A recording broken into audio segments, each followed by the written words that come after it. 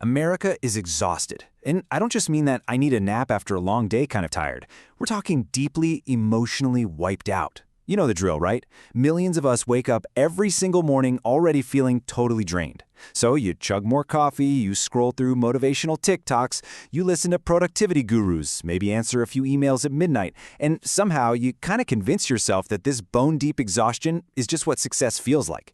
But let me tell you, it's really not. So let's dive right into this explainer. Today, we're going to peel back the curtain and expose the dark reality that's hiding right behind those luxury Instagram lifestyles and all those polished, overly enthusiastic LinkedIn smiles. We're breaking down the epidemic of burnout, isolation, and anxiety that's quietly sweeping across the country. Because honestly, sometimes the most dangerous prison is the exact one that society is actively cheering for. Part 1. The epidemic of exhaustion. Let's look at this growing crisis. Think about the culture that promised us ultimate freedom and success. Well, it's quietly and systematically destroying our collective mental health. And the scale of this problem, it is absolutely overwhelming. Just look at this number. Nearly 72% of employees report moderate to high stress levels at work. 72%. To put that into perspective, if you look to your left and then look to your right, almost everyone around you is operating under a massive cloud of continuous heavy pressure. The system isn't just demanding hard work anymore, it's literally demanding everything. And the fallout from that pressure is real. More than half of the entire American workforce, 55% to be exact, is actively dealing with burnout symptoms right now. And look, burnout isn't just some corporate buzzword. It actively strips away your focus, your emotional stability, and your drive. You basically stop enjoying life. You survive, sure, but you definitely don't feel alive. Think about a typical professional. Let's just call her Sarah. She hasn't taken a real unplugged vacation in 3 years purely because she is terrified of falling behind her peers. Guys, that isn't dedication. That is pure, unadulterated survival mode. And who's taking the hardest hit here? Gen Z and millennials are officially the most burned out generations. We've got young Americans who are emotionally completely exhausted before they even hit 30. Why? Well, it's a perfect storm. They're facing this crushing combination of economic pressure, massive student debt, housing stress, and on top of it all, the looming fear of AI coming for their jobs. Throw in this very modern expectation that you have to constantly build a personal brand and optimize literally every second of your day. It creates a state of constant psychological overload. Young minds are just never given permission to hit pause and rest. Which brings us to part 2, the hustle culture trap. How exactly did we get here? So how exactly does this system trick us?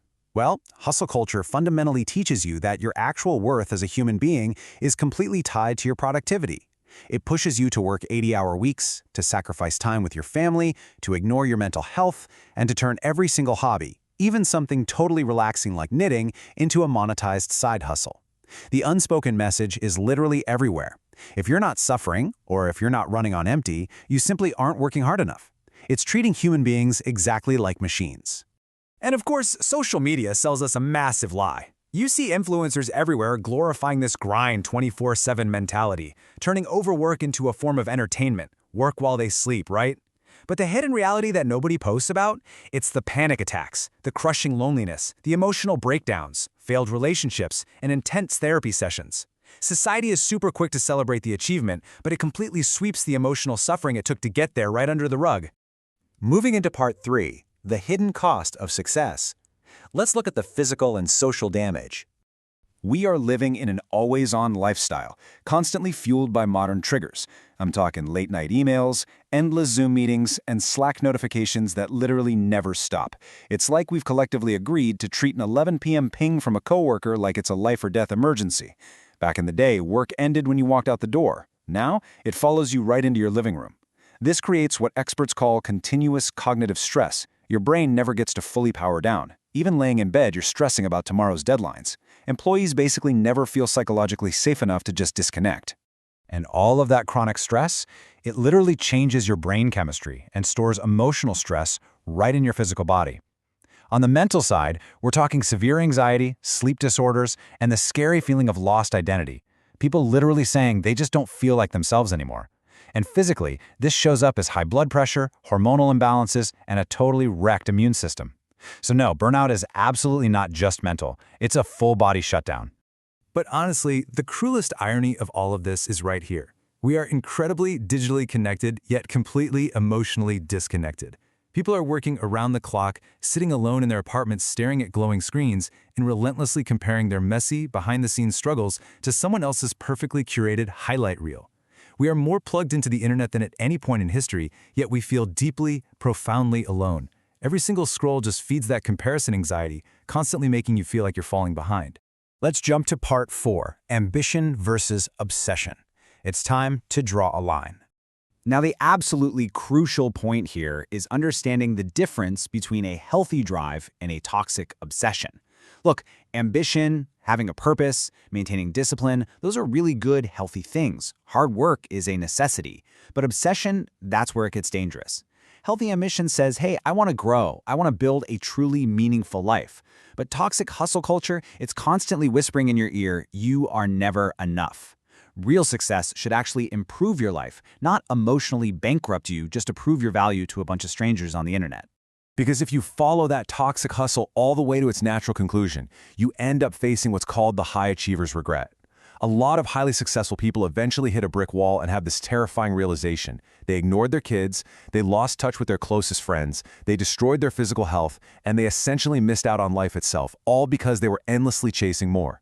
They learned the hard way that having money without having peace isn't actually freedom. And inner peace, yeah, you simply can't buy that. So, part 5, redefining sustainable success, because there has to be a better way. Before we get into these actual steps, I just want you to take a deep breath. Just exhale for a second and really absorb these points with me, because this right here, this is your map out of the maze. This is how we build a life that's actually sustainable. First up, you have to measure your worth differently. You are a living, breathing human being, not a productivity machine. Your value is not your job title. Second, you've got to create firm digital boundaries. Turn off those notifications and give your nervous system a chance to actually recover. Third, rebuild real human connection offline.